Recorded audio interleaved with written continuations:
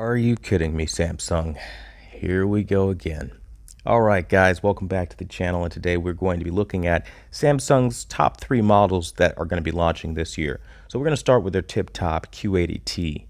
Now, the first thing I noticed upon seeing this on their website is that, again, the price is astronomical. For a 65-inch full-array television, they want $1799.99. That is insanely ridiculous, and for such a lack of innovation, it is not worth that kind of money. And that's just from experience and buying these TVs and knowing what I'm getting.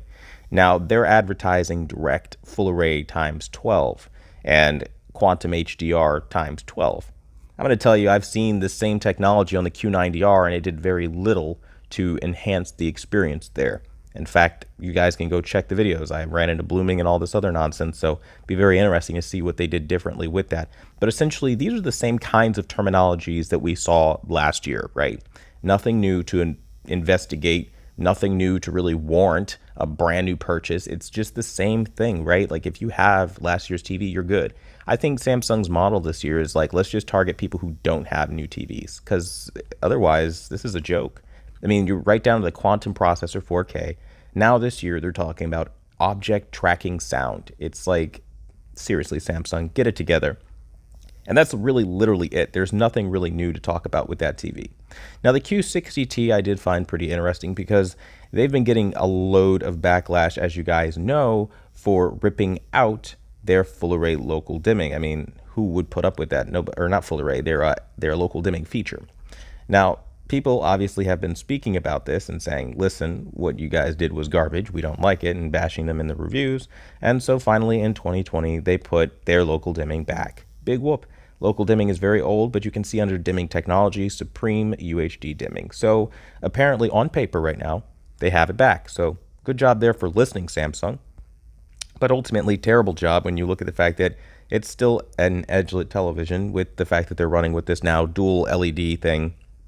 But we all know on the most budget TV that they offer, it's not going to be full array or anything like that.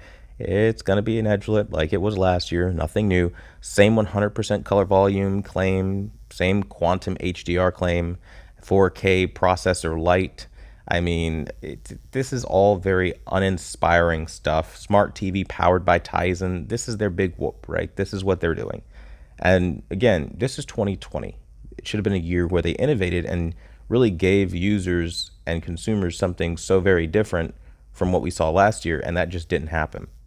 Now we're going to take a look at their final TV here, and that's going to be the Q70T. Now, this is another disappointment because, again, going in similar fashion, they are ripping off the Samsung Q8FN design of 2018. And these branch-style feet don't really work for most people with the wide media consoles. They don't care. If you don't want that, then you're going to pay more money and go up to the Q80T or higher.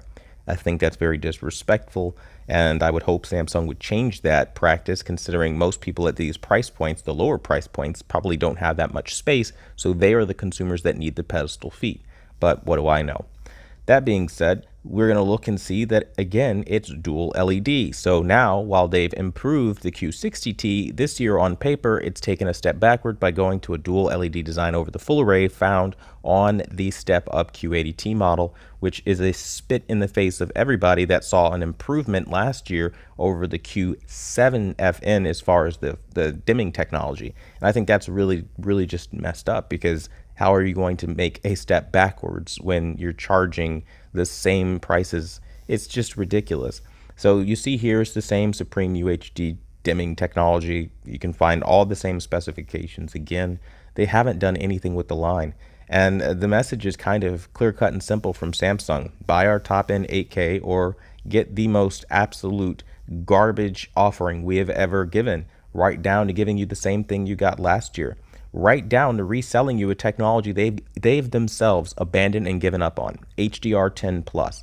They pulled their support for the Blu-ray players, and there hasn't been any talk about it. There hasn't been any real support for it on a mass scale. We still yet to have adequate Blu-ray support for it. I mean, it's a joke. And they keep selling it like it's this hot feature instead of listening to consumers and putting Dolby Vision, which most people want and which is readily available today.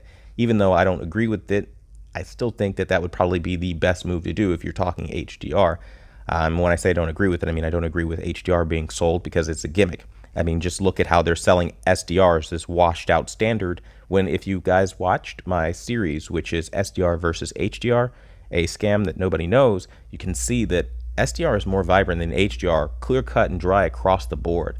And they're selling it in such a fraudulent, deceptive way that it's dirty. And there's no other way to describe that. And this is why I point out the fact that SDR has more color than HDR and more vibrancy because of images like this. So just so you guys know, that's the whole point of those videos, to show you that you're being falsely marketed something.